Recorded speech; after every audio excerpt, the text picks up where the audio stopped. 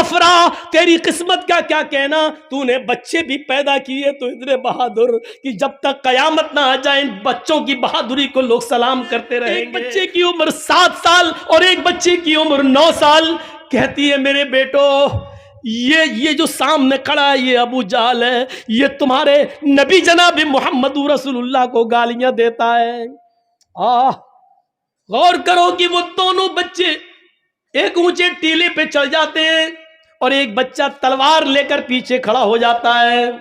ایک کا نام ہے معاذ اور ایک کا نام ہے معوذ۔ ایک کی عمر ہے 7 سال اور ایک کی عمر ہے 9 سال۔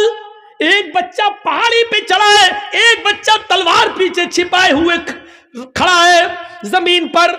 جیسے ابو جہل گھوڑا دوڑاتے ہوئے آتا ہے، اوپر والے بچے نے دیکھا کہ بالکل قریب آ گیا ہے، باز کی طرح جھپٹا اوپر سے چھلانگ لگاتا ہے اور ابو جہل کے گھوڑے پر گر کر ابو جہل کو نیچے گرا دیتا ہے۔ جیسے ابو جہل کو نیچے گراتا ہے 9 سال کا بچہ اس کی گردن پر تلوار مارتا ہے اور ابو جہل کی گردن کو کاٹ دیتا ہے۔ میرے بھائیو پوری گردن الگ نہیں کرتا ہے اور پیٹ پر وار کرتا ہے، گردن پہ تلوار چلاتا ہے۔ ابو جہل بالکل مرنے کے قریب ہے۔ معاذ کہتا ہے کہ ابو جہل کو میں نے قتل کیا، معوذ کہتا ہے کہ اس کو میں نے مارا۔ وہاں چند صحابہ کھڑے تھے، کہہ رہے ہیں کہ کیوں لڑتے ہو، تم نے کود کر اس کو گرایا، اس نے تلوار چلائی، اگر تم نے نہ گرایا ہوتا تو یہ کیسے مارتا، لہٰذا تم دونوں نے اس کے مارنے میں مدد کی ہے، لہٰذا تم دونوں نے مارا ہے، کیوں لڑتے ہو بھائی بھائی آپس میں کیوں لڑتے ہو؟ افرا تیری قسمت کا کیا کہنا، افرا تیری قسمت کا کیا کہنا، افرا تیری قسمت کا کیا کہنا، تو نے بچے بھی پیدا کیے تو اتنے بہادر کہ جب تک قیامت نہ آ جائے ان بچوں کی بہادری کو لوگ سلام کرتے رہیں گے۔ غور کیجئے یہ ان بہادر بچوں کو جنم دینے والی ایک عورت تھی، ماں ایک باپ دو، ایک باپ سے ایک بچہ پیدا ہوا، باپ کا انتقال ہو گیا، ماں نے عدت گزاری، پھر دوسری شادی کی، دوسرے باپ سے دوسرا بچہ پیدا ہوا، لیکن ان دونوں بھائیوں کی محبت دیکھو، ایک کی عمر 7 ایک کی عمر 9 سال۔ افرا تیری قسمت کا کیا کہنا، تو نے بچے بھی جنے تو اتنے بہادر۔ ابو جہل قریش کے سردار کا قتل کیا تو عمر نے نہیں کیا، حمزہ نے نہیں کیا، علی نے نہیں کیا، ان بہادروں کے ہاتھوں نہیں مارا گیا، مارا بھی گیا ابو جہل تو ان چھوٹے چھوٹے معصوم بچوں کے ہاتھوں۔ اس لیے مرتے وقت وہ کہہ رہا تھا میری بدقسمتی کتنی ہے، میری بدقسمتی دیکھو، میں قریش کا جتنا بہادر سردار ہوں مارا بھی جا رہا ہوں تو ان چھوٹے چھوٹے معصوم بچوں کے ہاتھوں۔ محمد نے ان بچوں کو اتنا بہادر بنا دیا تو جوانوں کا حال کیا ہوگا؟ میرے بھائیوں ان بہادر بچوں کو جنم دینے والی بھی ایک عورت تھی، عورت کے کارناموں کو کبھی بھلایا نہیں جا سکتا ہے۔ یہ وہی خنسا تھی جو حالت کفر میں اپنے بھائی جب ان کو قتل کر دیا گیا تو روتی تھی اپنے بھائی صخر کی یاد میں روتی تھی، اور جب بھی سورج نکلتا تھا اور بستر پہ سونے جاتی تھی تو روتی تھی، کہتی تھی یذکرنی طلوع الشمس صخرا اذکرہ لکل غروب شمس۔ اے سورج تو کیوں نکلتا ہے، مت نکلا کر، اے سورج تو پورب سے کیوں نکلتا ہے، ایسٹ سے کیوں چمکتا ہے، مت نکلا کر، جب تو نکلتا ہے تو مجھے میرے بھائی صخر کی یاد آ جاتی ہے۔ اے رات تو کیوں آتی ہے، اے سورج تو کیوں چھپ جاتا ہے، اے رات تو کیوں آتی ہے، جب بھی تو آتی ہے تو مجھے میرے بھائی صخر کی یاد آتی ہے۔ غور کرو، جو عورت خنسا اپنے دونوں بھائیوں کی یاد میں روتی ہو اور اتنا روتی ہو کہ ہر صبح یہ کہتی ہو اے سورج تو کیوں نکلتا ہے، میرے بھائی کی یاد دلا دیتا ہے، اور رات میں سوتی ہے بستر پہ تو کہتی ہے رات تو کیوں آتی ہے، مجھے میرے بھائی صخر کی یاد آتی ہے۔ جو کافر تھی ابھی اپنے بھائیوں کی موت نہیں بھول پائی، لیکن جب سن 8 ہجری میں مسلمان ہوتی ہے، اسلام لاتی ہے، اور اس کے 8 سال کے بعد 16 ہجری میں جب جنگ ہوتی ہے قادسیہ، تو اس میں اپنے چاروں بیٹوں کو بھیجتی بھیجتی ہے, کہتی ہے کہ عمر کے اسلام کا جھنڈا نیچے نہیں آنے پائے. اے میرے بیٹو, جس طریقے سے تمہاری ماں ایک ہے, اسی طریقے سے تمہارا باپ بھی ایک ہے. اللہ کی قسم میں نے تمہارے باپ کی امانت میں خیانت نہیں کی ہے, یعنی میں نے کسی دوسرے مرد کا چہرہ نہیں دیکھا ہے. اے میرے بیٹو, اس دنیا میں نہیں تو جنت میں ہم تمہارا انتظار کریں گے. جھنڈا نیچے نہیں گرنا چاہیے. چاروں بیٹوں کو میدان جنگ میں بھیج دیا اور ایک ایک کر کے چاروں بیٹے قادسیہ کی جنگ میں شہید کر دیے گئے. ایک شخص آتا ہے اور کہتا ہے, اے خنسا, تیرے چاروں بیٹے میدان جنگ میں قتل کر دیے گئے, شہید کر دیے گئے. وہی چاروں بیٹے کہتے کہ بڑھاپے میں بیٹے ہی سہارا ہوتے اور آسرا ہوتے ہیں. ان چاروں بیٹوں کو کہ انتقال کی اور ان کی شہادت کی خبر سنتی ہے, جو اپنے بھائی کی موت کو نہیں بھلا سکی حالت کفر میں, جو اپنے بھائیوں کی موت کو روزانہ یاد کرتی تھی, لیکن آج جب وہ چار بیٹوں کی شہادت کی خبر سنتی ہے تو آسمان پہ نظریں ڈالتی ہے اور کہتی ہے, الحمدللہ الذی شرفنی بقتلہم. تمام تعریفیں اس اللہ کے لیے ہیں جس نے مجھے میرے بیٹوں کی شہادت سے مجھے سرفراز کیا ہے, مجھے میرے بیٹوں کی شہادت سے مجھے خوش کیا ہے. اپنے چاروں بیٹوں کی بہادری کی موت پر, ان کی شہادت پر ہنستی ہے, مسکراتی ہے. ان بچوں کی شہادت پر خوش ہونے والی بھی ایک عورت ہے. اگر عورت شیطان کا جال ہے, جب وہ مردوں کے لیے فتنہ بن جائے تو شیطان کا جال ہے, لیکن جب وہ عورت اپنے بچوں کے اندر ایسی بہادری اور جرأت پیدا کر دے تو ایک شیرنی ہے, وہ بہادر ہے, ایمان کی دولت اس کے اندر آ جاتی ہے. تو میرے بھائیوں, یہ ایک عورت ہی ہے جس نے اپنے بیٹوں کی شہادت پر فخر محسوس کیا ہے. ان بہادر بچوں کو پیدا کرنے والی بھی ایک عورت ہے. اس عورت کو دیکھو, دیناریہ, جس کا باپ میدان جنگ میں قتل کر دیا گیا, جس کا بھائی بھی ہے احد کے میدان میں شہید کر دیا گیا, جس کا بیٹا, باپ, بھائی سب میدان جنگ میں اور شوہر میدان جنگ میں قتل کر دیے گئے. ایک ایک آتا گیا اور کہتا گیا, تیرا باپ میدان جنگ میں قتل ہو گیا, تیرا بھائی میدان جنگ میں قتل ہو گیا, تیرا بیٹا میدان جنگ میں قتل ہو گیا, اور لاسٹ میں کہا کہ تیرا شوہر بھی میدان جنگ میں قتل ہو گیا. چیخ کر کہتی ہے کہ مجھے میرے شوہر کے بارے میں مت بتاؤ, مجھے یہ بتاؤ کہ عائشہ کا شوہر کیسا ہے, مجھے یہ بتاؤ, مجھے میرے باپ کے بارے میں مت بتاؤ, مجھے یہ بتاؤ کہ فاطمہ کا باپ کیسا ہے. جب چاروں شہادتیں ہو گئیں تو نظریں آسمان پہ ڈال کے کہتی ہے, الہ العالمین, جو کچھ تھا تیری راہ میں قربان کر دیا. کل جب تو ان کو جنت میں داخل کرے تو میں نے بھی بہت کچھ کھویا ہے. اللہ, ان کے ساتھ مجھے بھی جنت دے دینا, کیونکہ میں نے بھی بہت کچھ کھویا ہے. اپنے شوہر, اپنے باپ, اپنے بھائی اور بیٹے, ان کی شہادت پر گھبراتی نہیں ہے, اور یہ کہہ رہی ہے کہ محمد صلی اللہ علیہ وسلم کیسے ہیں. جواب دیا, الحمدللہ, ان کو کچھ نہیں ہوا. کہ نہیں, مجھے چل کے دکھا. جب میرے باپ کو کچھ نہیں, میرا باپ شہید, میرا بیٹا شہید, میرا بھائی شہید, میرا شوہر شہید, اور تو کہہ رہا نبی کو کچھ نہیں ہوا, مجھے شکل دکھا. اس نوجوان نے کہا, ماں آ میرے گھوڑے پر بیٹھ. اس نے گھوڑے پہ بٹھایا, خیمے پہ لے گیا اور اس نے پردہ ہٹایا. دیکھ محمد رسول اللہ ٹھیک ہے. اس نے اس چاند سے چہرے کو دیکھا جس چہرے کو دیکھ کر کبھی حسان ابن ثابت نے کہا تھا, وَأَحْسَنَ مِنْكَ لَمْ تَرَ قَطُّ عَيْنِي وَأَجْمَلَ مِنْكَ لَمْ تَلِدِ النِّسَاء. ایسا خوبصورت بیٹا, ایسا حسین بیٹا, وَأَحْسَنَ مِنْكَ لَمْ تَرَ قَطُّ عَيْنِي, میری آنکھوں نے آپ سے زیادہ حسین کسی کو دیکھا ہی نہیں, اور ایسا خوبصورت بیٹا میں آج تک دنیا کی کسی عورت نے پیدا ہی نہیں کیا جیسے محمد ہے. اس چہرے کو دیکھ کر کبھی حسان نے کہا تھا, اس چہرے پہ نظر پڑتی ہے, باپ کا غم بھول گئی, بیٹے کا غم بھول گئی, بھائی کا غم بھول گئی, پتی کا غم بھول گئی, اور چیخ کر کہتی ہے, کل مصیبت بعدک جلل, کل مصیبت بعدک جلل, کل مصیبت بعدک جلل. آج میری ساری مصیبتیں دور ہو گئی محمد, تیرا چہرہ دیکھ کر. میں باپ کا غم بھول گئی, میں شوہر کا غم بھول گئی, میں بھائی کا غم بھول گئی, میں سب کا غم بھول گئی. یہ عورت بھی تھی, یہ عورت, میری ماں بہنوں, ان عورتوں پر دنیا فخر کر رہی ہے. تمہارے ننگے پن و بےہودہ پن پہ کون فخر کرے گا؟ یہ مذاق اڑتا رہے گا, احتجاج ہوتے رہیں گے اور جلوس ہوتے رہیں گے, یہ سب اپنا کام ہوتا رہے گا.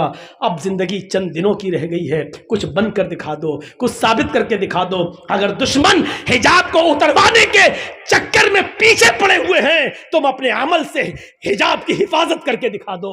تب تو مانا جائے گا کہ تم اسلام کی شیرنی ہو, اسلام کے مطابق اپنی زندگی گزارنا چاہ رہی ہو. میں تو کہنا چاہتا ہوں کہ جب جب دشمن ہمارے کسی عمل پر کیچڑ اچھالے, ہمیں اس عمل میں آگے بڑھ جانا چاہیے, ہمیں اس عمل کو اور کر کے مضبوطی کے ساتھ دکھانا چاہیے کہ ہم عمل کے کردار کے نمونے میں آئیں اور ہمارا عمل دیکھ کر دنیا خود بخود مجبور ہوتی جائے کہ ان کو سمجھانا بیکار ہے, یہ لوگ دین سے سمجھوتا نہیں کر سکتے ہیں, یہ لوگ اسلام کے ساتھ کمپرومائز نہیں کر سکتے ہیں. میری ماں بہنوں, جتنا حجاب کا مذاق اڑایا جائے اتنا ہی تم حجاب کر کے دکھا دو, تاکہ دشمن یہ کہنے پر مجبور ہو جائے کہ ہم نے بیکار حجاب کا مسئلہ اٹھایا. ابھی تو ہم چند لڑکیوں سے حجاب اتروانا چاہتے تھے, اب تو پوری مسلم کمیونٹی حجاب کے اندر آ گئی. تو یہ چیز آئے گی تو تمہاری حفاظت بھی ہوگی اور دشمن بھی سمجھنے پر مجبور ہو جائے گا کہ اب ان سے جھگڑنا اچھا نہیں ہے, اب ان کے منہ لگنا اچھا نہیں ہے. میرے بھائیوں, اللہ کے نبی صلی اللہ علیہ وسلم جب بھی عید کا یا بقرعید کا خطبہ دیتے تھے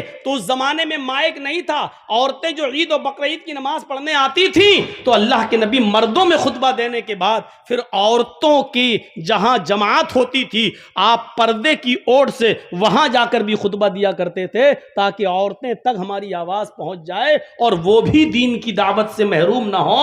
ان کو بھی آپ نصیحت کرتے تھے, یا معاشر النساء تصدقن فإنی اریتکن اکثر اہل النار, اے عورتوں کی جماعت تم زیادہ سے زیادہ صدقہ و خیرات کرو, کیونکہ میں نے تمہیں سب سے زیادہ جہنم میں جلتے ہوئے دیکھا ہے. فإنی اریتکن اکثر اہل النار, سب سے زیادہ جہنم میں تمہیں سب سے زیادہ جلتے ہوئے دیکھا ہے.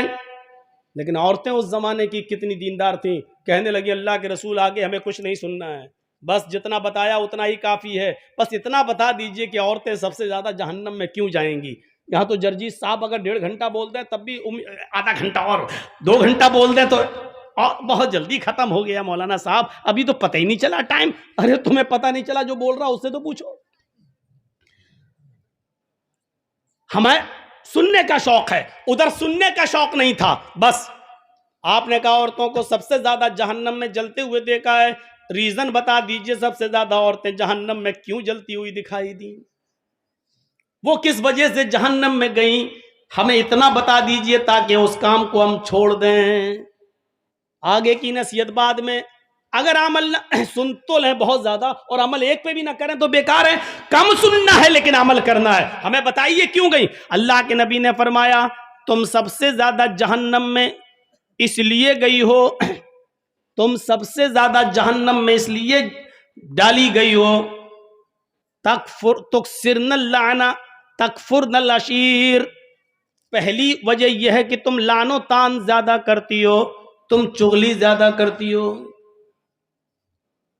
2 3 4 لڑکے اکیلے اگر جا رہے ہو ساتھ میں مل کر سڑک پر تو ہو سکتا ہے کہ وہ خاموشی کے ساتھ چل دیں, لیکن اگر 2 3 لڑکیاں ساتھ میں اسکول جا رہی ہوں تو آپ دیکھیں گے کہ پیچھے آپ بائک کا ہارن ہی بجاتے رہیں, وہ سنے ہی نہیں دے گی. کیوں؟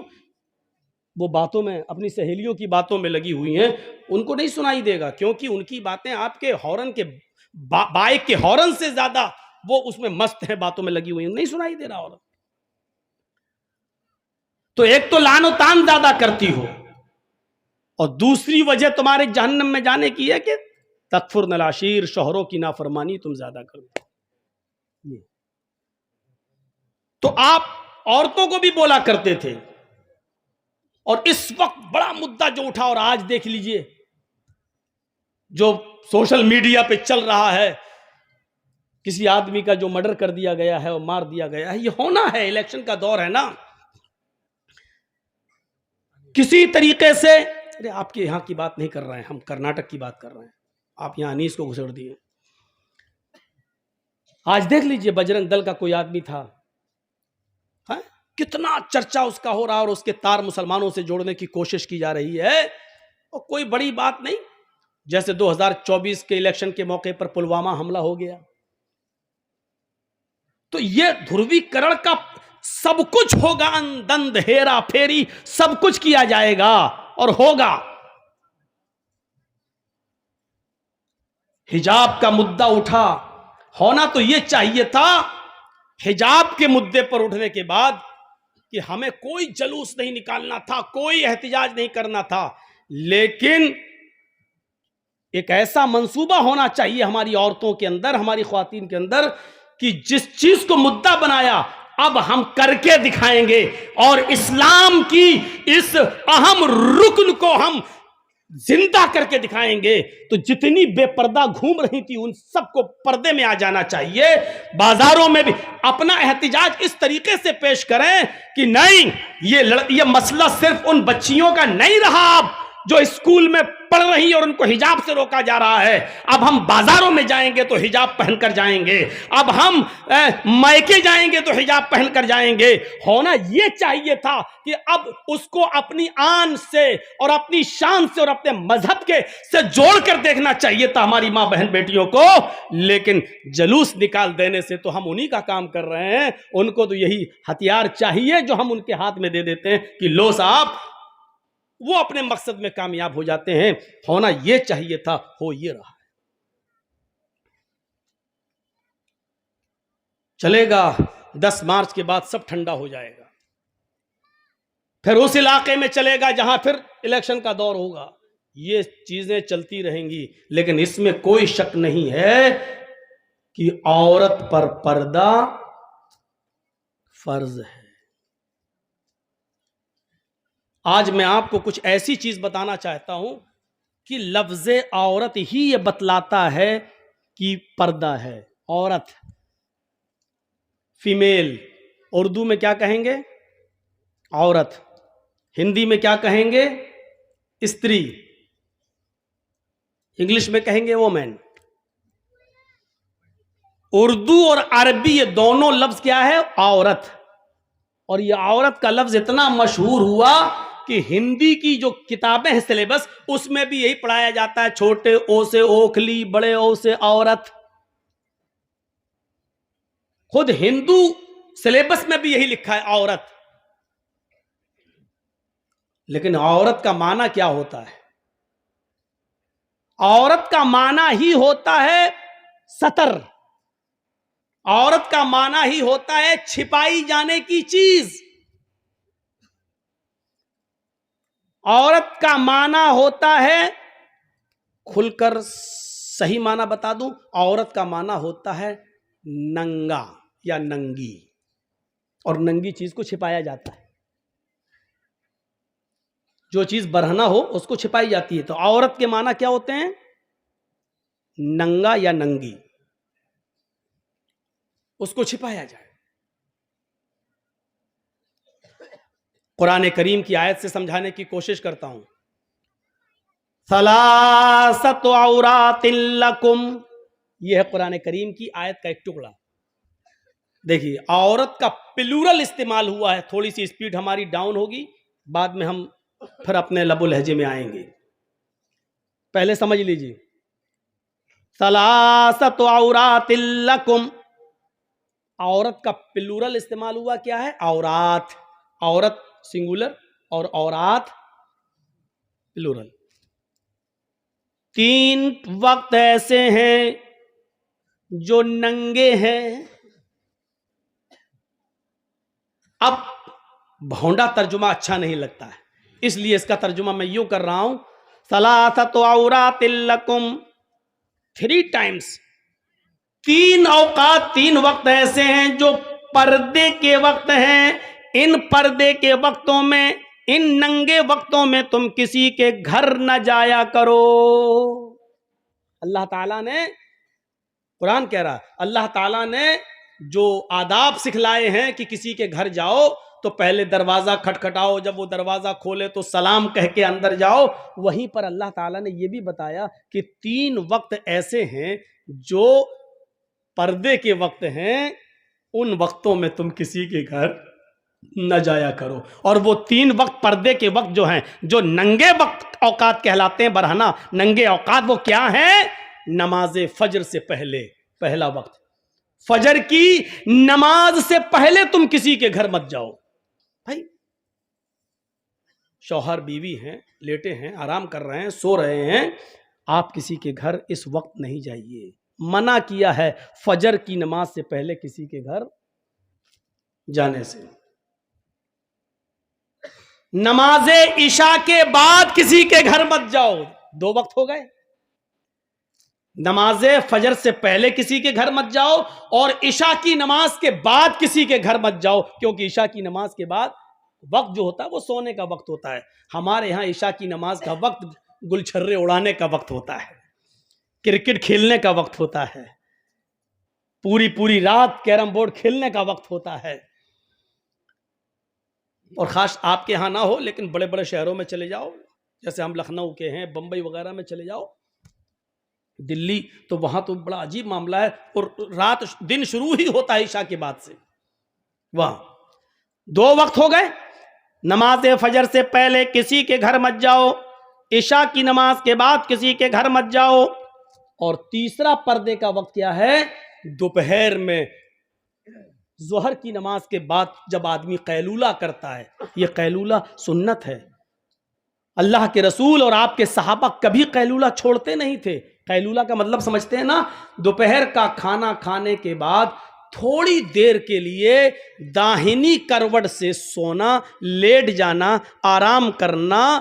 یہ صحت کے لیے بھی ضروری ہے, تندرستی کے لیے بھی ضروری ہے. ہماری بھاگ دوڑ والی زندگی نے آج ہم کو اس سے محروم کر دیا ہے, ورنہ یہ سنت ہے قیلولہ. تو دوپہر میں قیلولے کے وقت تم کسی کے گھر مت جاؤ.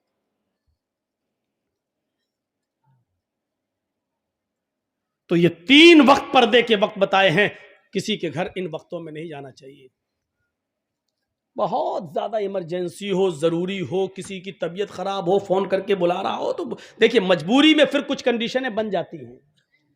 مجبوری میں پھر اتنی مجبوری کہ جان جا رہی ہو, کوئی چیز نہیں مل رہی ہو, تو ایسی صورت میں تو پھر خنزیر کا, سور کا گوشت بھی حلال ہو جاتا ہے جان بچانے کے لیے. وہ پھر مجبوری کی ایک کیفیت دوسری ہو جاتی ہے. میں یہاں جو کیفیت بتلا رہا ہوں وہ یہ ہے کہ مجبوری ہو تو الگ بات ہے, ورنہ ان 3 اوقات میں کسی کے یہاں نہیں جانا چاہیے. تو یہاں کیا لفظ استعمال ہوا؟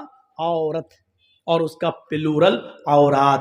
ثلاثۃ عورات لکم, 3 وقت ایسے ہیں جو ننگے اوقات ہیں, ان کو پردے کی ضرورت ہے. یعنی ان اوقات کے اندر تم کسی کے گھر نہ جاؤ. ایک جنگ ہو رہی تھی, جنگ احزاب, غزوہ احزاب کے نام سے مشہور تھی. اللہ کے نبی نے جب صحابہ سے اس غزوے میں نکلنے کے لیے گزارش کی کہ نکلو اس جنگ میں, تو جو منافق تھے, منافق جانتے ہیں نا, اس کو بتانے کی ضرورت نہیں. آج تھوڑا سا گرم پانی رکھیے گا کیونکہ لگتا ہے کہ جائے گی آواز. نہیں ہے تو منگا لو تھوڑا سا, آج کل تو چائے کی ہوٹلیں تو کھلی ہوں گی. تو سنیے, جب غزوہ احزاب کی نکلنے کا حکم دیا مسلمانوں کو, صحابہ کو, تو اس میں بڑی عجیب چیز بتا رہا ہوں آج. تو اس میں جو کچھ منافق تھے, منافق کو میں اتنا بتا دوں, منافق کسے کہتے ہیں؟ جو نہ ادھر ہوتا ہے نہ ادھر ہوتا ہے, نہ اسلام کے اندر نہ کفر کے اندر, اس کو پتہ ہی نہیں چلتا کہ صحیح کیا ہے. وہ ہمارے منہ پہ ہمارے جیسی اور آپ کے منہ پہ آپ کی جیسی, یہ ہوتا منافق.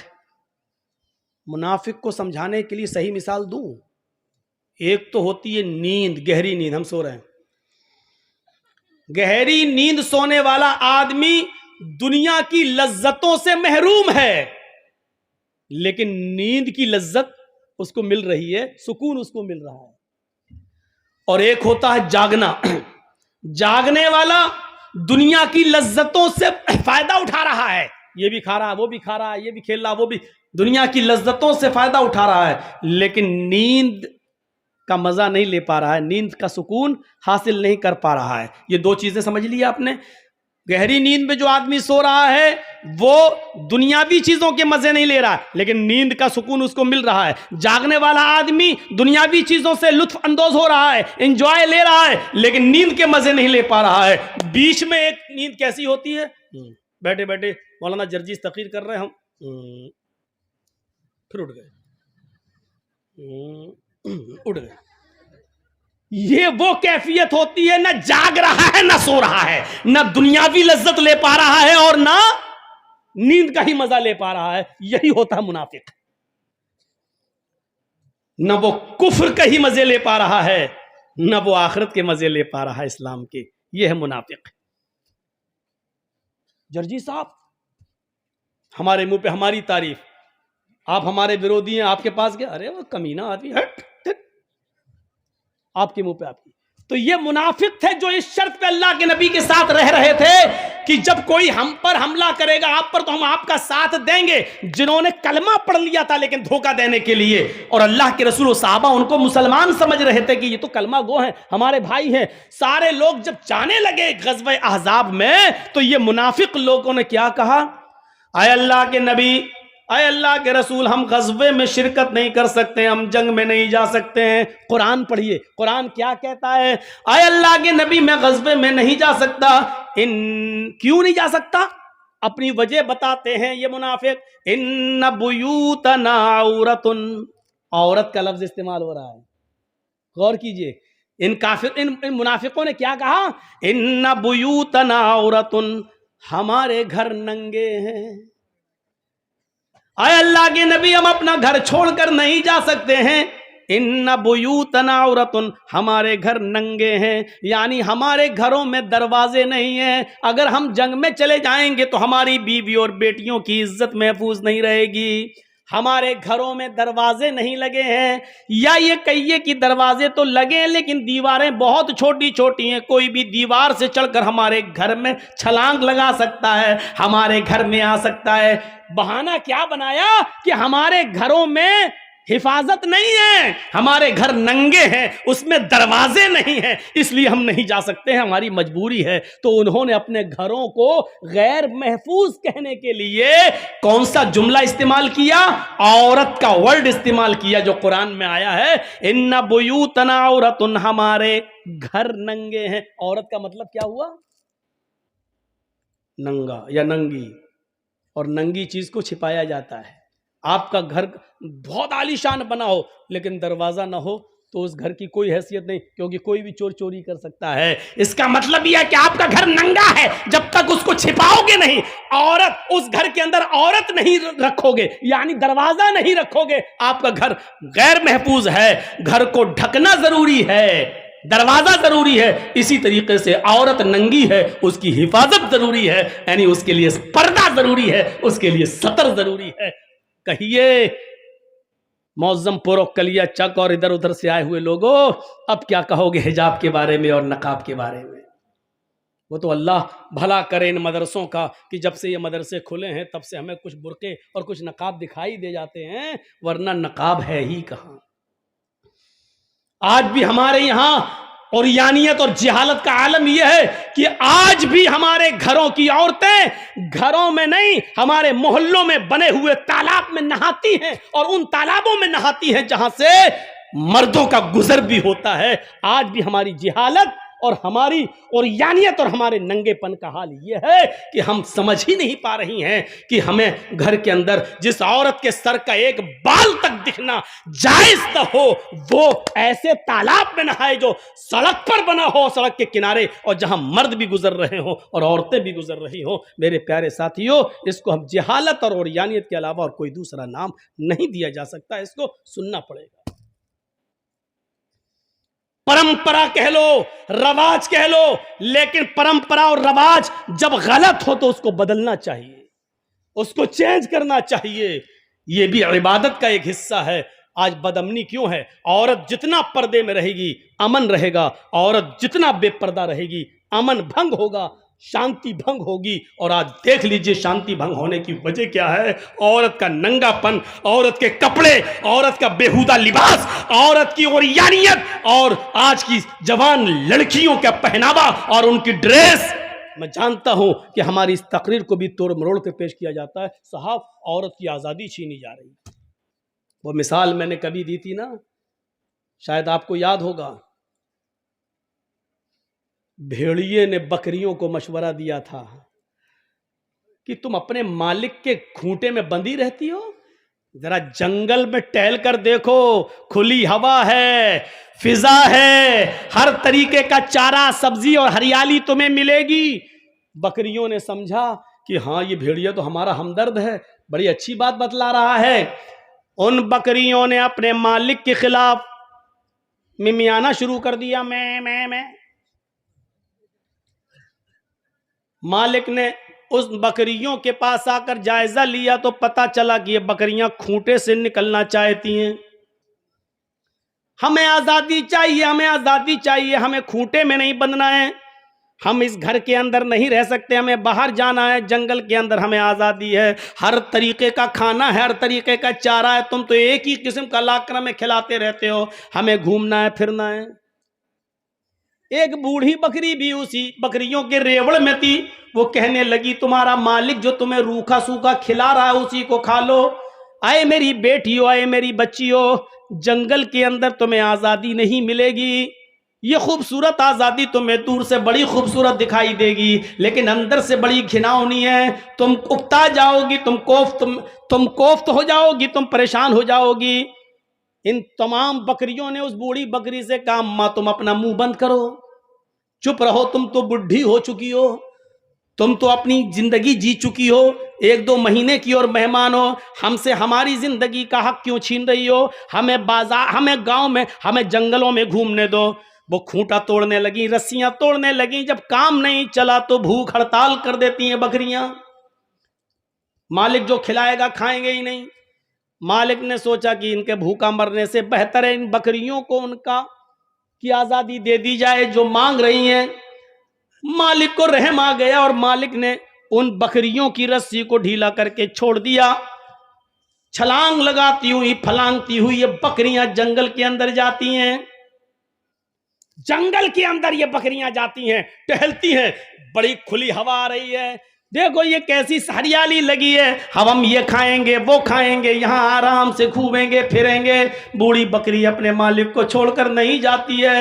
1 مہینے کی ہی زندگی صحیح لیکن خیر و عافیت کے ساتھ تو رہے گی. جیسے یہ بکریاں اپنے مالک کی آزادی اس کے کھوٹے سے بندھن چھڑاتی ہیں اور جنگل میں جاتی ہیں. جو بھیڑیے آزادی بکریوں کی بات کر رہے تھے، جنگل کی کھلی فضاؤں میں گھومنے کی بات کر رہے تھے، وہیں پہاڑی کے دامن میں وہی بھیڑیے چھپے ہوئے تھے. انہوں نے ان بکریوں کو کھلا جنگل میں گھومتا ہوا دیکھا تو وہ بھیڑیے ان کے اوپر ٹوٹ پڑے اور ان بکریوں کو کھا گئے، ان بکریوں کو پھاڑ ڈالا، سب نے ان کو نوچ ڈالا.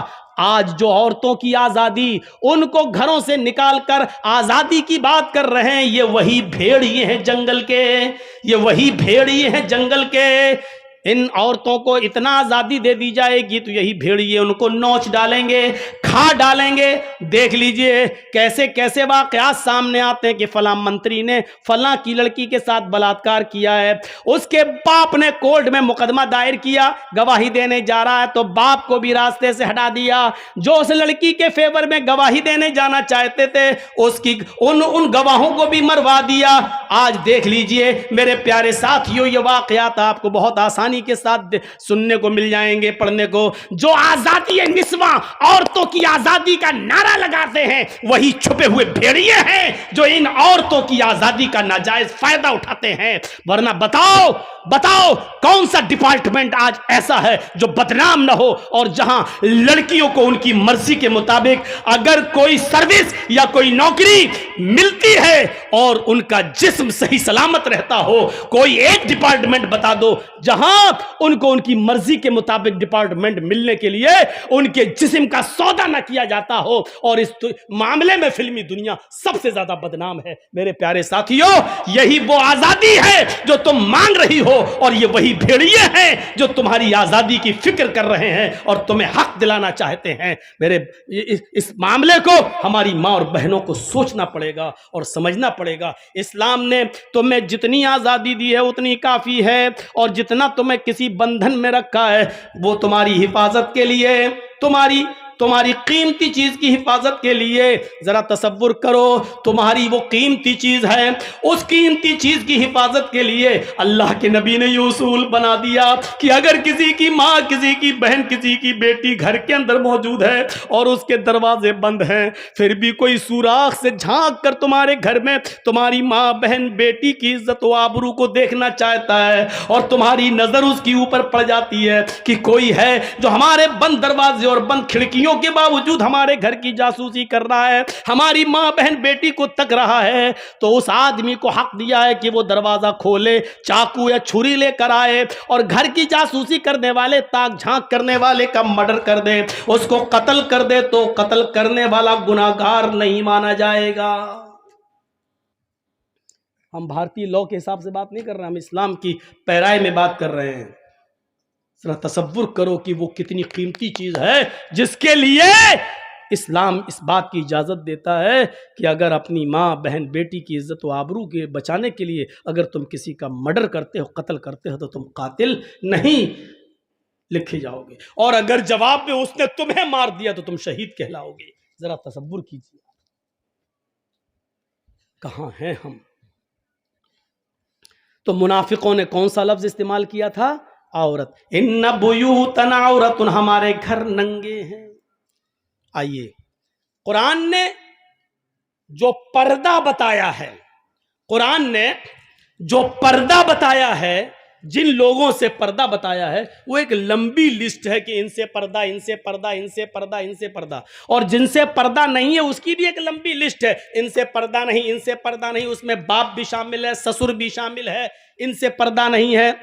اسی طریقے سے ساس کا داماد سے پردہ نہیں ہے. پوری ایک لسٹ ہے قرآن کی. اس لسٹ کو بتاتے بتاتے قرآن کریم میں یہ آیت بھی موجود ہے, اب الطفل الذی لم یظہروا علی عورات النساء, یہاں پر بھی عورات کا لفظ استعمال ہوا ہے. یہاں پر بھی عورات, عورت کا پلورل عورات یوز کیا گیا ہے. اب الطفل الذی لم یظہروا علی عورات النساء, طفل کہتے ہیں چھوٹے سے بچے کو. طفل جو بچہ بھی گھٹنوں کے بل چلتا ہے یا اٹھ کے چلتا ہے, 5-6 سال کا ہے, چل رہا ہے, اٹھ رہا ہے. قرآن اس بچے کے بارے میں کہہ رہا ہے, اے عورتوں, اے خواتین, اے میری بندیوں, تم ان سے پردہ نہیں کر سکتی ہو. سسر سے پردہ نہیں ہے, شوہر سے پردہ نہیں ہے, بیٹے سے پردہ نہیں ہے, ان سے پردہ نہیں ہے.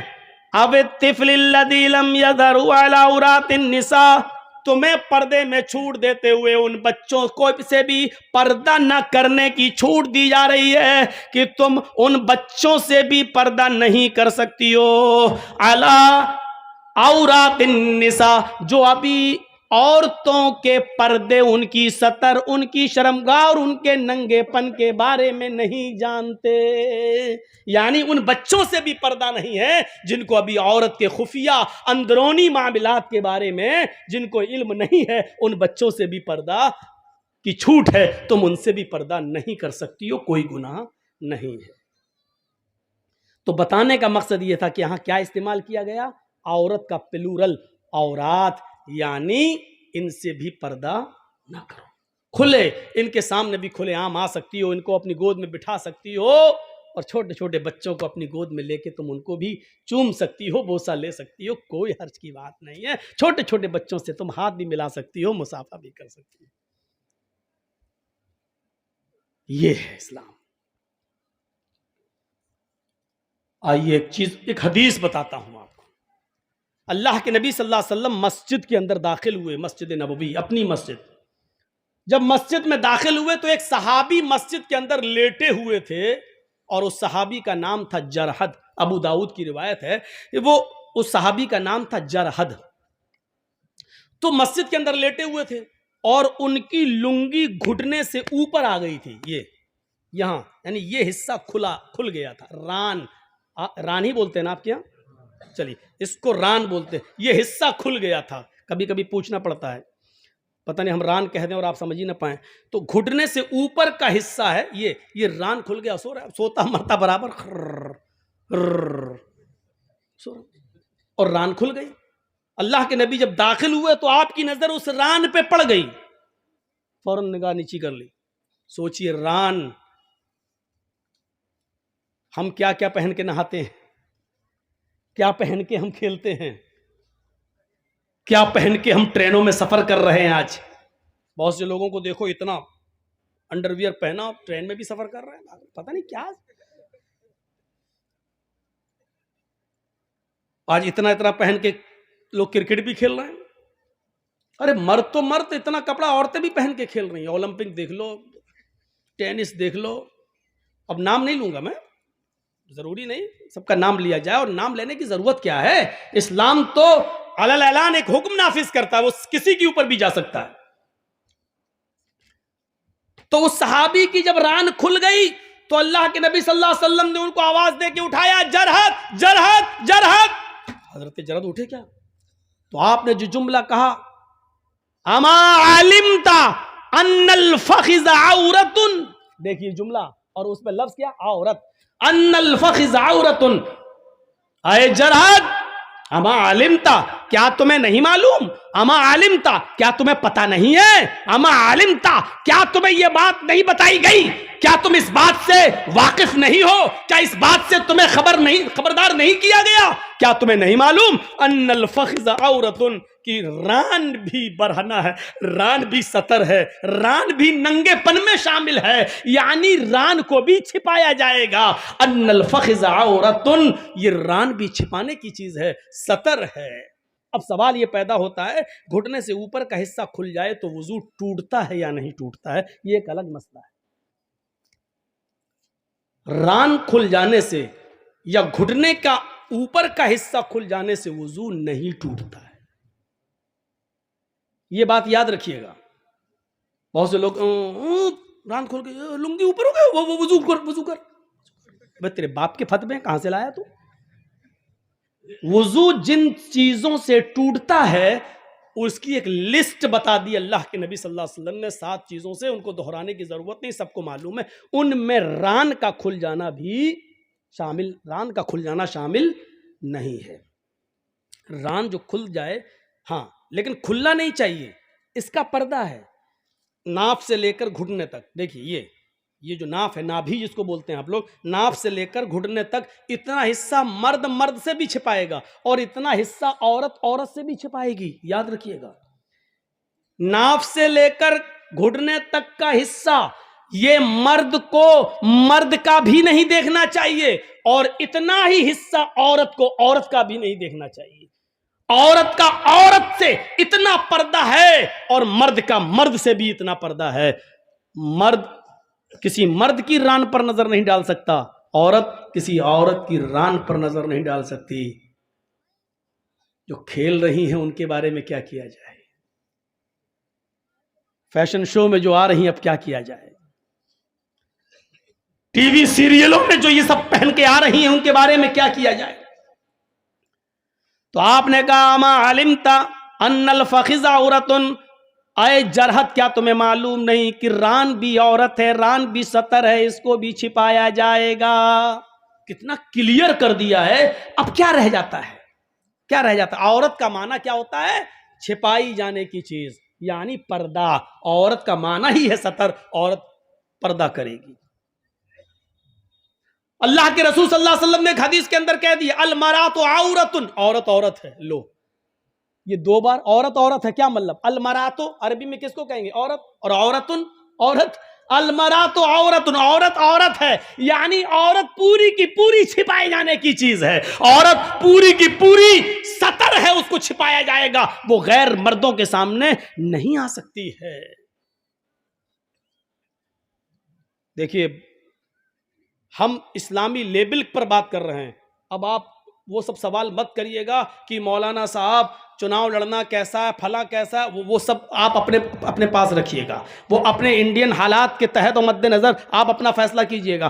یہاں ہمیں آپ نے راجنیتی سنانے کے لیے نہیں بلایا ہے, یہاں قرآن و حدیث سنانے کے لیے آپ نے بلایا. اس لیے میں قرآن اور حدیث کا, بہت سی ڈبیٹیں ہوں گی, نہیں دکھاؤ اسلام میں کہاں ہے.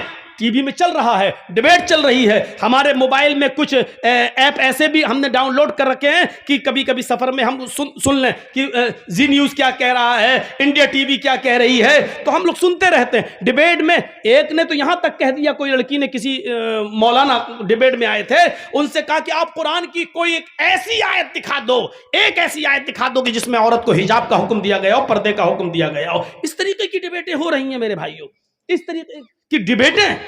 المرأۃ عورت, عورت ہے, پوری کی پوری چھپائی جانے کی چیز ہے.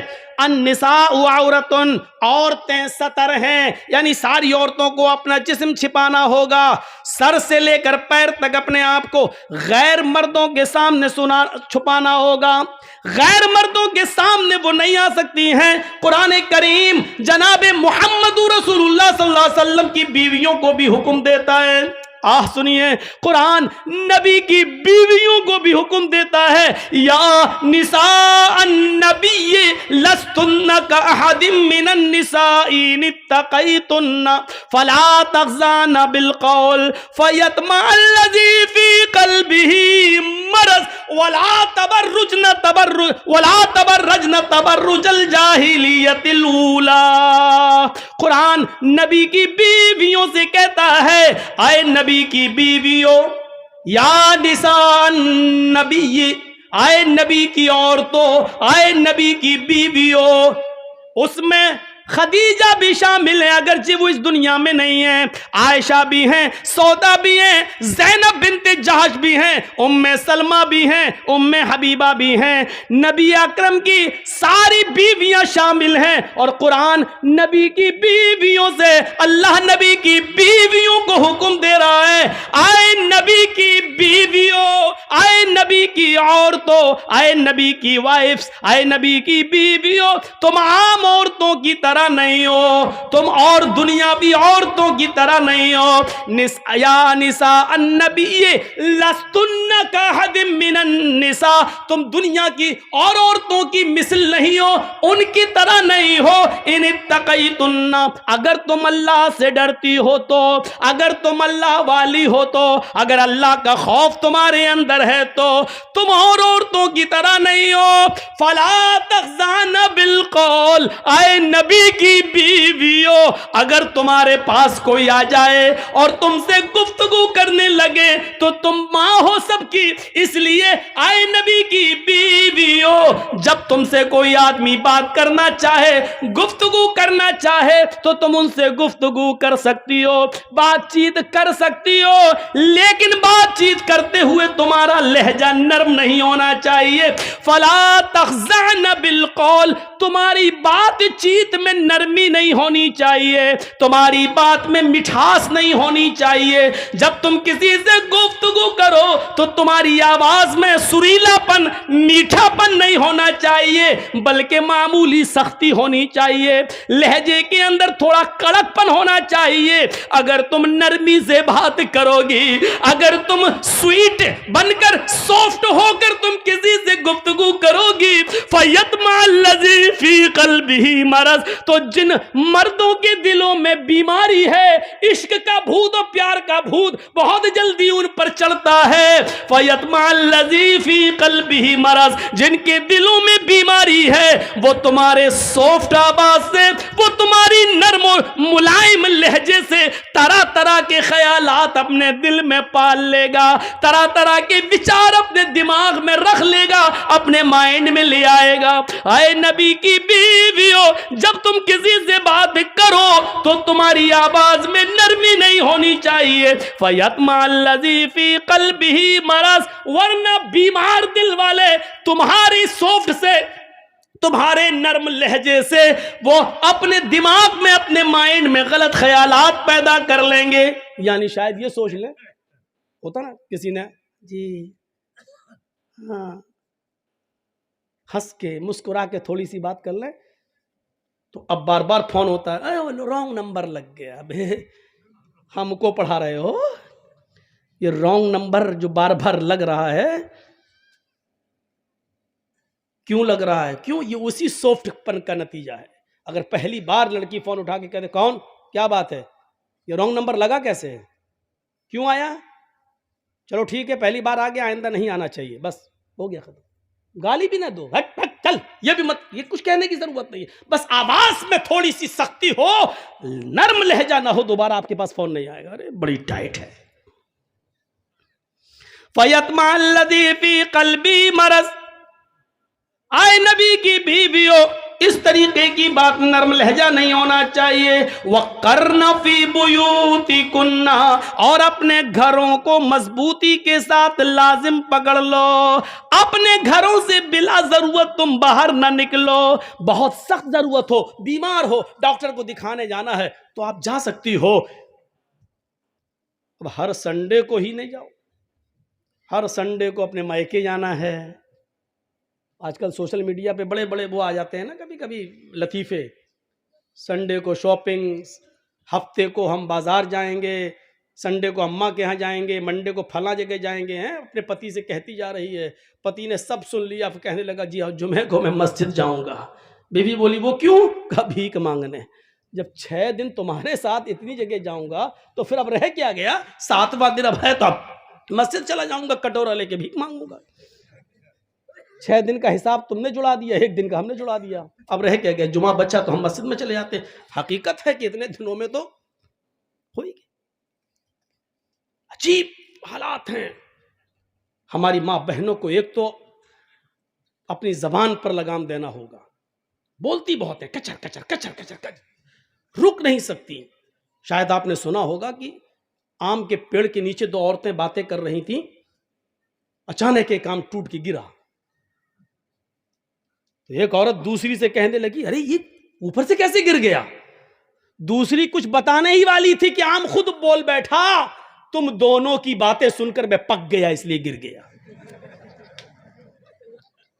تم دونوں کی چیچے میں سن کر میں پک گیا اس لیے گر گیا. پکنے کے بعد ہی آم گرتا ہے کہ میں پک گیا گر گیا. تو اتنا بھی کچر کچر نہیں ہو کہ دوسرا بھی پک جائے اور بول پڑے. تو ایک تو اپنی آواز پر کنٹرول کرنا ہوگا, اور ایک اس چیز پہ کنٹرول کرنا ہوگا وَقَرْنَ فِي بُيُوتِكُنَّ اپنے گھروں کو لازم پکڑ لو, مضبوطی کے ساتھ پکڑ لو. وَلَا تَبَرَّجْنَ تَبَرُّجَ الْجَاهِلِيَّةِ الْأُولَىٰ اور اے نبی کی بیویوں زمانے جاہلیت کا بناؤ سنگار کر کے باہر نہ نکلا کرو. بےہودہ کپڑے پہن کر نہیں, زمانے جاہلیت کا فیشن کر کے گھر سے باہر مت نکلو. وَلَا تَبَرَّجْنَ تَبَرُّجَ الْجَاهِلِيَّةِ الْأُولَىٰ کیا مطلب؟ زمانے جاہلیت کی گند مت پھیلاؤ. یہ اللہ نے حکم کس کو دیا؟ نبی کی بیویوں کو. غور کرو, اللہ اگر کسی کو اجازت دیتا فیشن کرنے کی اور گھر سے باہر جب چاہا تب نکل جانے کی, تو اللہ تعالیٰ نبی کی بیویوں کو اجازت دیتا, اس لیے کہ نبی کی بیویوں سے زیادہ پاک دامن عورت کوئی ہو ہی نہیں سکتی. اور دوسری بات, نبی کی بیویوں کو اس لیے بھی حکم مل سکتا تھا کہ وہ تو تمام دنیا کے مسلمانوں کی ماں ہیں, اور ماں بیٹے کے درمیان تو کوئی پردہ ہوتا ہی نہیں ہے. لیکن اس کے باوجود اللہ تعالیٰ نے نبی کی عورتوں کو پردے میں رہنے کا حکم دیا ہے, اور کیا کہا؟ اپنے گھروں کو لازم پکڑو. جب نبی کی بیویوں کو پردے کا حکم ہے, قرآن کریم ایک دوسری جگہ کہتا ہے یا ایھا النبی, قرآن ایک دوسری جگہ کہتا ہے وَإِذَا سَأَلْتُمُوهُنَّ مَتَاعًا فَاسْأَلُوهُنَّ مِنْ وَرَاءِ الْحِجَابِ. قرآن کریم کی اس آیت پر غور کرو. آج ہم قرآن کی جتنی آیتیں پڑھ رہے ہیں, شاید ہم نے اتنی آیتیں کسی جلسے میں کسی تقریر میں پڑھی ہوں. آپ کو آج آیتیں سنا رہے ہیں, سنتے جائیے, اس کے بعد 1-2 حدیثوں پر بھی آتا ہوں. اللہ قرآن کیا کہہ رہا ہے؟ وَإِذَا سَأَلْتُمُوهُنَّ مَتَاعًا, جب تم کوئی سامان مانگو, تمہیں کسی چیز کی ضرورت پڑ جائے اور تم کسی کے دروازے پر پہنچ جاؤ, تو آئے دروازے کے اندر گھروں میں رہنے والی عورتوں, قرآن کا آدیش دیکھو, قرآن کا حکم دیکھو. بیٹا تمہاری ڈیوٹی کیا لگ گئی؟ اتنا سا بچہ ویڈیو بنا رہا, بتاؤ ہو گیا کام اس کا. تو جو گھروں میں بیٹھی ہوئی ہیں عورتیں, ان کو حکم ہے اگر تمہارے پاس کوئی آئے اور تم سے سوال کرے کسی چیز کا, تم سے مانگے کوئی چیز, دروازہ کھول کے پھٹ لو. ہاں نہیں, مان لیجیے ہمیں آپ کے گھر ایک برتن کی, ایک پلیٹ کی ضرورت پڑ گئی, ہم آپ کے ہاں گئے, کیا ایک برتن ایک پلیٹ دے دو ذرا, مہمان آئے ہوئے ہمارے گھر پہ. اچھا گھر کی بڑی بیٹی آئی ہے, چھوٹی بیٹی, دروازہ کھولا, لو لیجیے. آج کل یہ سسٹم ہے. قرآن کیا کہہ رہا ہے؟ وَإِذَا سَأَلْتُمُوهُنَّ مَتَاعًا, اگر تم کسی چیز کا سوال کرو, کوئی چیز تمہیں مانگنے کی ضرورت پڑ جائے کسی گھر, تو گھر میں رہنے والی عورتوں کو حکم دیا ہے, اے عورتوں تم اپنے گھروں میں رہنا, اور جو مانگ رہے ان کو حکم دیا فَاسْأَلُوهُنَّ مِنْ وَرَاءِ الْحِجَابِ, تو ان گھروں میں رہنے والی عورتوں سے پردے کے پیچھے سے مانگنا. اندھی ڈیبیٹ میں بیٹھنے والی عورتیں کہتی ہیں لو صاحب حجاب کا حکم ہی نہیں ہے, حجاب کا لفظ موجود ہے قرآن میں, من وراء الحجاب, تو ان سے وہ سامان بھی پردے کے پیچھے سے مانگنا عورتوں کے لیے جائز نہیں ہے. 10 سال سے بڑی کسی لڑکی کے لیے جائز نہیں ہے کہ وہ دروازہ کھول کر کوئی سامان کسی غیر محرم کو اپنے ہاتھ سے نکال کر اس کے ہاتھ میں دے دے, اس کے سامنے آ کر دے دے. یہ نوٹنکیاں ہمارے اور آپ کے معاشرے میں چل سکتی ہیں, لیکن قرآن کی روح سے جائز نہیں ہے. مانگنے والوں کو حکم ہے کہ پردے کی اوڑ سے مانگو, اور جو دے رہی ہیں سامان ان کو بھی حکم ہے کہ پردے کی اوڑ سے سامان دے.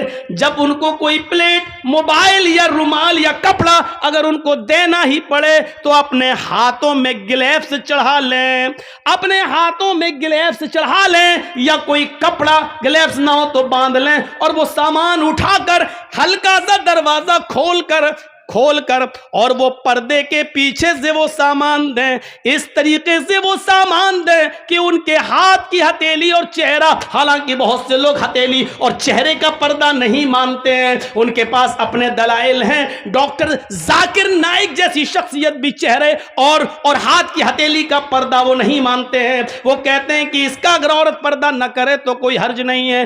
اپنے دلائل و تحقیق ہو سکتی ہے میرے پیارے ساتھیوں, لیکن قرآن کی اس آیت سے استدلال کرتے ہوئے میں تو یہی کہتا ہوں کہ جب عورتوں کو پردے کی اوڑ سے حکم ہے تو میرے بھائیوں, اگر اسلام کے اندر سے چہرے کو ہٹا لیا جائے, اگر پردے سے ہاتھ کی ہتھیلی کو ہٹا لیا جائے اور پردے میں چہرہ نہ مانا جائے, تو پھر رہ گیا جاتا ہے رہا جسم. تو جسم کا پردہ تو دنیا کی ساری عورتیں ہی کرتی ہیں, ہر مذہب کی عورتیں ہی کرتی ہیں.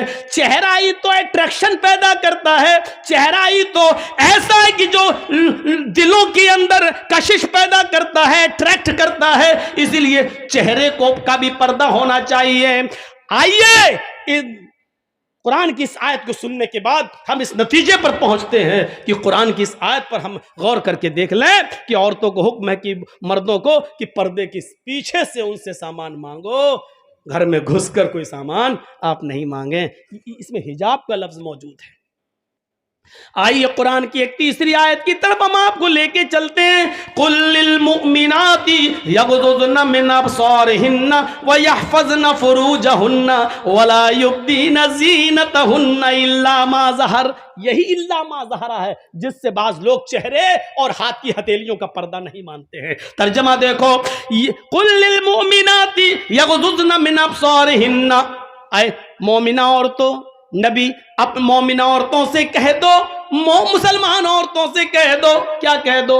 یغضضن من ابصارہن, اگر ضرورت کے تحت ان کو گھر سے باہر نکلنے کی ضرورت پڑی جائے. دیکھو ان کو بند کراؤ, بچے ہیں یار, اس وقت کیا کر رہے ہیں یہ, بھول جاتا ہوں میں. قُل لِّلْمُؤْمِنَاتِ يَغْضُضْنَ مِنْ أَبْصَارِهِنَّ, اگر تمہیں ضرورت کے تحت کہیں نکلنے کی ضرورت پڑ ہی جائے تو نکل تو سکتی ہو, لیکن نکلتے وقت بھی ایک پابندی کر دی, ایک باؤنڈری بنا دی. کیا کرو؟ یغضضن من ابصارہن, اپنی نگاہیں نیچی رکھو گی. یغضضن من ابصارہن, اپنی نگاہوں کو تم نیچا رکھو گی. ویحفظن فروجہن, اپنی شرمگاہ کی حفاظت کرو گی. من مانے کپڑے پہن کر جاؤ, یہ نہیں چلے گا. ڈھیلے ڈھالے کپڑے پہننا پڑیں گے, اتنے لوز کپڑے کی جس سے تمہارے جسم کا نشیب و فراز بناؤ سنگار دکھائی نہ دے, تمہارے جسم کا ایک ایک حصے کا پارٹ دکھائی نہ دے، اتنا لوز کپڑا تمہیں پہننا ہوگا کہ کوئی آدمی آئیڈیا نہ لگا سکے اس کا ہاتھ کتنا ہوگا، اس کا پیر کتنا ہوگا، اس کی کمر کتنی ہوگی، یہ آئیڈیا نہ لگا سکے۔ وَيَحْفَظْنَ فُرُوجَهُنَّ، تمہیں اپنی ستر، اپنی شرمگاہ کی حفاظت کرنا ہوگی۔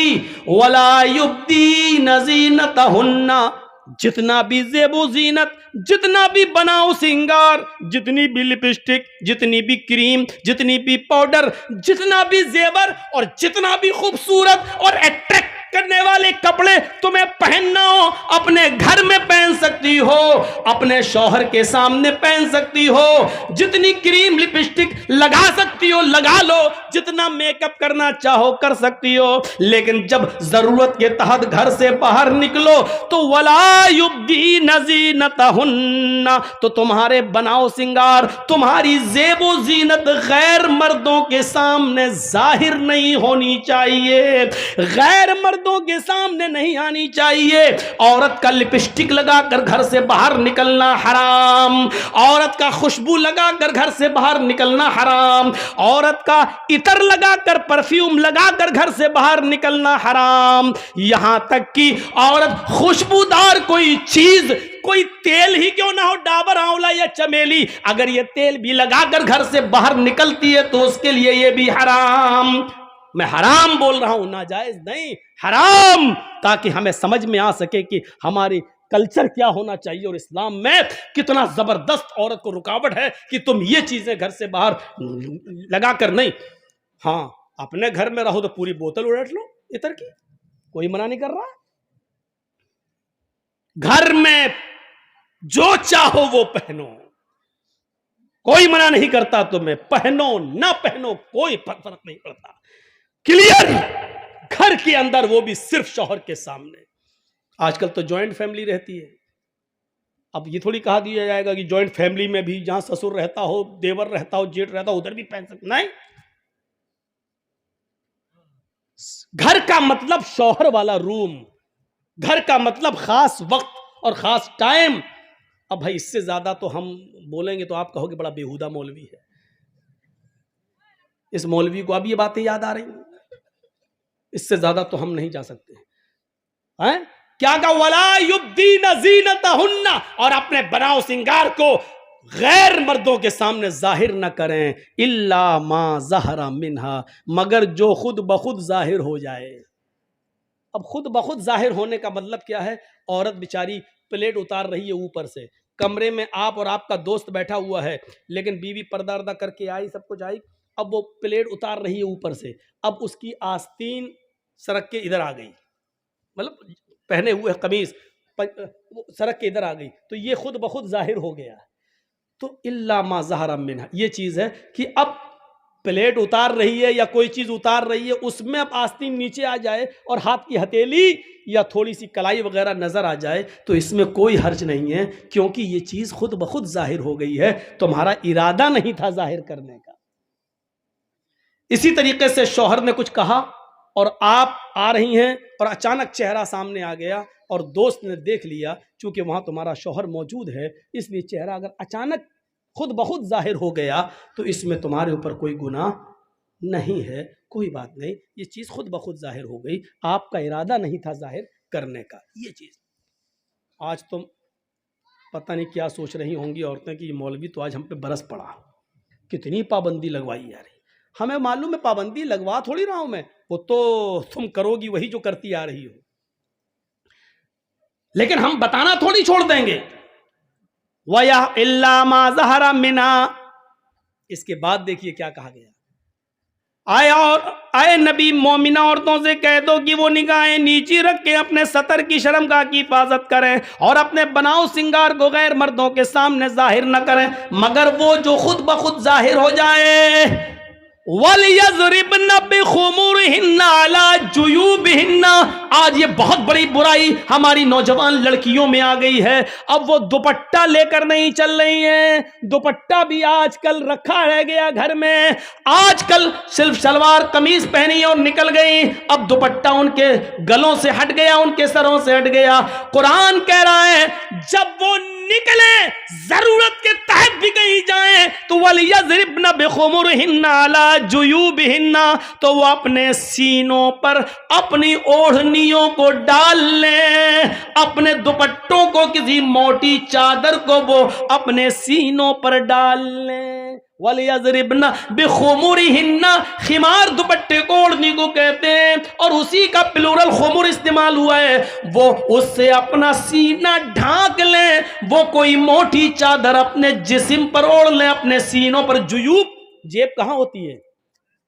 اب ہوتی تو اندر بھی ہے, پینٹ کے اندر بھی کوئی رکھ لیتا ہے, لیکن اصل میں جیب یہی ہوتی ہے. جیسے ہم لوگ یہ موبائل رکھے ہوئے ہیں تو اصل جیب یہی ہے جو سینے پر. تو جیب کا مطلب سینہ. قرآن نے عورتوں کے سینے کے لیے ایک لفظ استعمال نہیں کیا, بلکہ جیب کی جمع جیوب استعمال کی ہے, پاکٹ کی جمع پاکٹس استعمال کر دی ہے کہ, اور ظاہر بات ہے کہ دوپٹہ جیب میں تھوڑی رکھا جائے گا.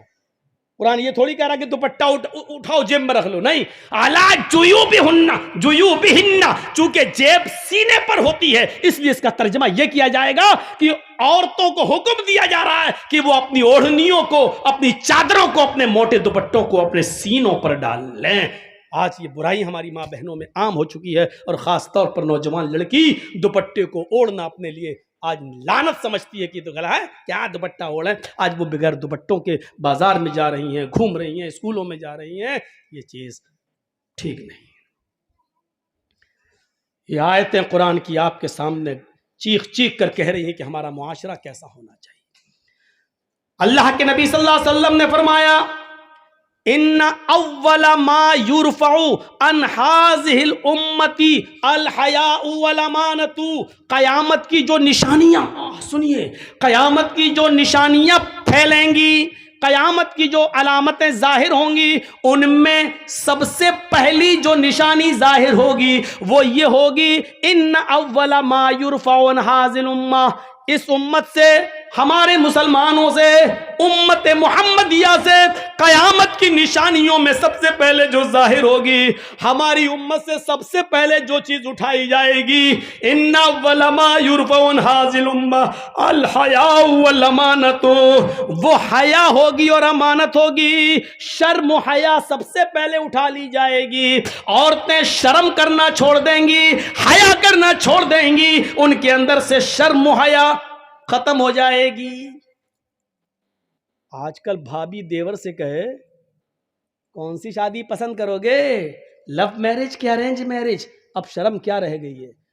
جس دیور کو بھابی کے لیے موت کہا گیا ہو, اور وہی بھابی دیور کے ساتھ موٹر سائیکل پہ بیٹھ کے کلیاں چک جاتی ہو, تو آپ کیا کہو گے. جس بہنوئی کے لیے سالی کے لیے بہنوئی کو موت کہا گیا ہو, وہ سالی اپنے بہنوئی کی موٹر سائیکل پر بیٹھ کر یا گاڑی پہ بیٹھ کر مالدہ اور پھرکا جاتی ہو یا کلکتہ جاتی ہو, اور تعجب یہ کہ بے شرمی کی حدیں پار کرتے ہوئے اس سالی کا باپ یعنی سسر اپنے داماد کو خود یہ کہتا ہو, اور بیوی اپنی بہن کو اپنے شوہر کے ساتھ خود بھیج دیتی ہو, تو پھر شرم اور حیا رہ کہاں گئی ہے. سننا پڑے گا, یہ سخت جملے ہیں, سننا پڑے گا, تمہیں نہیں تمہارے باپ کو بھی سننا پڑے گا, کیونکہ یہ حق, یہ اتھارٹی, یہ پاور مجھے اسلام نے دیا ہے جو مجھ سے کوئی نہیں چھین سکتا ہے. میرے بھائیوں, جس طریقے سے دیور کی بائک پر بھابی کا بیٹھ کر جانا حرام ہے, اسی طریقے سے بہنوئی کے ساتھ سالی کا موٹر سائیکل پر اور گاڑی پر بیٹھ کر اکیلا سفر کرنا بھی حرام ہے. دونوں مجرم ہیں, اور اسلام کی نظر میں دونوں غلط ہیں اور دونوں حرام ہیں.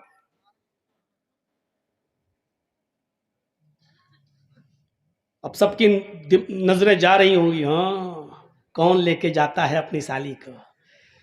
سب کے دماغ گھوم رہے ہوں گے, کون ہے جو اپنی بھابھی کو لے کے جاتا ہے. بہت سے ہیں, اسکول میں پڑھاتی ہیں, ٹیچر ہیں. آدمی تو بیچارہ صبح دکان پہ چلا گیا, چھوٹا بھائی بھابھی کو پہنچانے جا رہا ہے اسکول, لینے بھی جا رہا ہے اسکول. اگر دیور اور بھابھی کا رشتہ اتنا پاکیزہ ہوتا تو اللہ کے رسول کبھی دیور کے لیے موت کا لفظ استعمال نہ کرتے. सोचिए इस मौत के लफ्ज को कायनात की सबसे बड़ी हस्ती जनाब मोहम्मद रसूलुल्लाह सल्लल्लाहु अलैहि वसल्लम इस्तेमाल कर रहे हैं। सुनो, सुनना पड़ेगा। बीवी के साथ आप खाना खा रहे हैं, अचानक साली आ जाती है, आपकी बीवी कह भी रही है आओ चलो बैठो खाना खा लो, बीवी की मौजूदगी में भी, बीवी की इजाजत के बावजूद भी साली के लिए बहनोई के साथ और बहनोई के लिए साली के साथ खाना जायज नहीं होगा, एक ही प्लेट में एक ही थाली में, जबकि साली का चेहरा खुला हुआ हो और वो बेपर्दा हो। गौर कीजिए मेरे भाइयों, जब बीवी की मौजूदगी में भी साली के साथ बेपर्दगी के साथ अकेले में नहीं बैठ सकते हो, तो साली को मालदा, कलकत्ता और कलियाचक और मुर्शिदाबाद और फरक्का कैसे ले जा सकते हो? बीवी की मौजूदगी में अपने घर में भी साली के साथ नाश्ता नहीं कर सकते हो, तो होटलों में उसके साथ बैठकर खाना कैसे खा सकते हो? इस्लाम की मोहब्बत है तो मानो, नहीं है तो जो दिल चाहे करो। अल्लाह के नबी ने फरमाया जब शर्म हया किसी के अंदर से निकल जाती है तो उसका जो दिल चाहे वो कर सकता है, जब शर्म हया नहीं तो जो दिल चाहे करे। अब उसके ऊपर कोई चीज नहीं रह गई, जब शर्म हया ही नहीं रही, अल्लाह के नबी चीख कर कहते इन्न अव्वल मा युरफउ अन हाजिल उम्मती अल हयाउ वल अमानतु, हमारी उम्मत से सबसे पहले जो चीज उठाई जाएगी वो हया है, शर्म में सबसे पहले ये दूर कर दी जाएगी। आज शर्म व हया बिक चुकी है, नीलाम हो चुकी है, शर्म व हया नाम की कोई चीज नहीं रह गई है, शर्म व हया नाम की कोई चीज आज बाकी नहीं रह गई है। आज लड़के और लड़कियां एक साथ गुफ्तगू करते हुए, साइकिल चलाते हुए, बातें करते हुए जा रहे हैं, ये शर्म व हया नाम की कोई चीज नहीं रह गई है। वो एक दौर था, वो एक दौर था मेरे भाइयों कि जंग जमल के मौके पर जब हजरत आयशा एक जगह पर बैठी हुई थी और हजरत अली में जंग हो रही थी, हजरत अली रजी अल्लाह ताला अन्हु ने रुका, एक पर्चा, एक नोट लिखा और नोट लिखकर हजरत आयशा के भाई अब्दुल रहमान को दिया और फरमाया कि ये अपनी बहन आयशा को देकर आओ, इसमें मैंने कुछ चीजें लिखवाई हैं, हजरत आयशा को वो पसंद आ जाए तो मुझे बता देना, इसमें हमने कुछ मशवरे लिखे हैं, हजरत आयशा अगर उन मशवरों से खुश हो जाए तो मुझे बताना। ओह मेरे नौजवान साथियों, आए मौजमपुर के लोगों, आए इस गांव में रहने वालों, आए बंगाल से जुड़ने वालों, सुनो, हजरत अब्दुल रहमान हजरत आयशा के भाई हजरत अली का पर्चा लेकर आ रहे हैं, घोड़े पर बैठे हुए, घोड़े की पैर की ठोकरें धूल उड़ा रही हैं, उस धूल में हजरत आयशा समझ नहीं पाई कि इस घोड़े पर बैठकर कौन आ रहा है। हजरत आयशा ने जल्दी से पर्दा कर लिया और जल्दी से अपना चेहरा छिपा लिया और मुंह मोड़ लिया, और अब्दुल रहमान आते हैं और उनके हाथ में पर्चा देते हैं, लीजिए ये पर्चा हजरत अली ने दिया है। हजरत आयशा ने उस पर्चे को लिया और पर्चा पढ़ने से पहले कहा आय अल्लाह ये कौन सा दौर आ गया है, आय अल्लाह ये क्या जमाना आ गया है, अब लोग मेरे पास दिलेरी के साथ आना शुरू हो गए हैं, अब मेरे पास आने में शर्माते भी नहीं है, आय अल्लाह ये क्या देख रही हूं मैं कि लोग अब बिल्कुल निडर हो गए और लोग मेरे पास बरजस्ता आने लगे हैं। पहले आवाज देते थे, अपना नाम बताते थे, सब कुछ कहते थे, उसके बाद मेरे पास आते थे।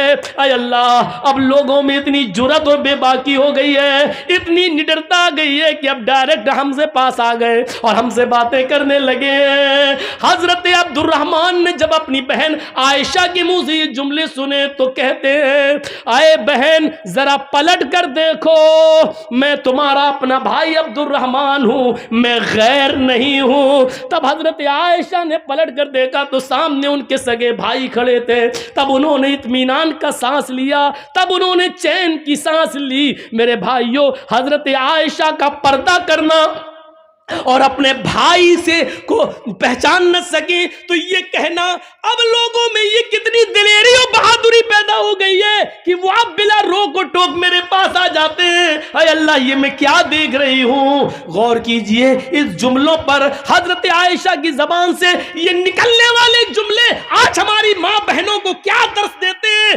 آج ان کی جرأت و بہادری دیکھو, جس کے ساتھ جائیں چلی جاتی ہیں, جس کے ساتھ جائیں ٹہل لیتی ہے, جس کے ساتھ بیٹھنا چاہے بائک پہ سوار ہو جاتی ہے, جس کے ساتھ جانا چاہے مارکیٹ میں چلی جاتی ہیں. ذرا تصور کرو میرے پیارے ساتھیوں, حضرت عائشہ تو اپنے بھائی سے بھی نہیں دیکھ رہی ہیں. جب پتہ چلتا کہ یہ میرے بھائی ہے تب انہوں نے چہرہ کھول کر اپنے بھائی کو دیکھا, کہا کہ اب کوئی بات نہیں, اب شک میرا دور ہو گیا ہے. ذرا تصور کیجیے حضرت عائشہ کو یہ بھی پسند نہیں کہ کوئی آئے اور بغیر مجھے اپنا نام بتائے اور بغیر اجازت لیے ہوئے مجھ سے ملے. میری ماں بہنوں ہمیں سوچنا پڑے گا کہ یہ سب کیا ہے اور آج ہم کس دلدل میں گھسے ہوئے ہیں. ترقی اس کو نہیں کہا جا سکتا ہے جس کو ہم ترقی کا نام دے رہے ہیں. یہ ترقی نہیں ہے جس کو ہم ترقی کہہ رہے ہیں. ترقی آپ کو کرنا ہے تو 1400 سال پیچھے کی طرف آپ کو جانا پڑے گا. جیسا کہ کل میں نے ایک واقعہ سنایا تھا کہ پاکستان کی ایک لڑکی جس کا نام شہناز ہے, آج بھی وہ پائلٹ ہے لیکن چہرے کا پردہ کرتی ہے اور ہاتھ میں گلیوز پہنتی ہے اور ہوائی جہاز اڑاتی ہے, سعودیہ تک کی دوری طے کرتی ہے. اس کو سعودی اور کویت اور دبئی تمام لوگوں نے اس کو دعوت دی, لیکن اس نے کہا نہیں, ہم پاکستان کی لڑکیوں کے لیے عبرت بننا چاہتے ہیں, ان کو یہ سبق دینا چاہتے ہیں کہ ہم پردے کے اندر بھی اگر ترقی کرنا چاہیں تو کر سکتے ہیں. پردہ ہماری ترقی میں رکاوٹ نہیں ہے. ذرا تصور کریے یہ کیا چیز تھی, یہ کون سا جذبہ تھا. اللہ کے نبی اعلان کر رہے ہیں کہ النساء حبالۃ الشیطان. اب کیا رہ جاتا ہے اس حدیث کے بعد, اس جملے کے بعد اب کیا رہ جاتا ہے. میری بہنوں برا مت ماننا, اللہ کے نبی نے کیوں کہا ہے النساء حبالۃ الشیطان, عورتیں یہ شیطان کی رسیاں ہیں. نہیں, تمہیں برا نہیں ماننا چاہیے, ساری عورتیں اس میں شامل ہیں. کیا ہماری ماں نہیں ہے؟ کیا جرجیز کی بہن نہیں ہے؟ کیا جرجیز کی ماں نہیں ہے؟ عورتوں میں تو وہ بھی شامل ہے. تو پھر یہ کیوں سمجھتی ہو کہ میں تمہیں کہہ رہا ہوں شیطان کی رسی, جہاں اللہ کے نبی صلی اللہ علیہ وسلم نے تمہیں شیطان کی رسی کہا ہے وہاں یہ بھی فرمایا ہے کہ ان الدنیا کلھا متاع وخیر متاع الدنیا المرأۃ الصالحہ. دنیا ساری کی ساری فائدہ حاصل کرنے کی چیز ہے اور سب سے بہترین پونجی, سب سے بہترین فائدہ حاصل کرنے کی چیز جس سے فائدہ اٹھایا جائے وہ نیک عورت ہے. غور کرو, یہ بھی کہا جہاں شیطان کا جال کا ہے, شیطان کی رسی کا ہے, وہاں دنیا کی سب سے محبوب چیز بھی تمہیں بتایا ہے. اب دونوں کے فرق کو سمجھو. کیا کہا ہے النساء حبالۃ الشیطان لیصید بها الرجال, لیصید بها الرجال. شیطان کی رسیاں ہیں یہ عورتیں اور شیطان اسی جال کو ڈال کر, اسی رسی کو ڈال کر مردوں کا شکار کرتا ہے. شیطان جب کسی آدمی کو پھانستا ہے تو اسی شکار کا استعمال کرتا ہے, اسی جال کو پھینکتا ہے, اسی کو خوبصورت بنا کر مردوں کے سامنے پیش کرتا ہے. یہ چیز چیخ کر اللہ کے نبی نے کہا ہے, اسی کے ذریعے وہ بہکانے کی کوشش کرتا ہے. اور نہیں مانتے ہو تو سنو, بیت المقدس فتح ہو چکا ہے. مسلمانوں نے بیت المقدس کو دیکھنے کے لیے حضرت عمر فاروق کے پاس خبر بھیجی ہے, امیر المومنین بیت المقدس ہم نے فتح کر لیا ہے, آپ آئیے اور آپ 2 رکعت نماز اس میں پڑھا دیجئے تاکہ ہم آپ کے پیچھے نماز پڑھ لیں. بیت المقدس آئیے. حضرت عمر مدینے سے بیت المقدس کی طرف سفر کر رہے ہیں, بیت المقدس کی طرف چل رہے ہیں, بیت المقدس کی طرف جا رہے ہیں, بیت المقدس کی طرف جا رہے ہیں.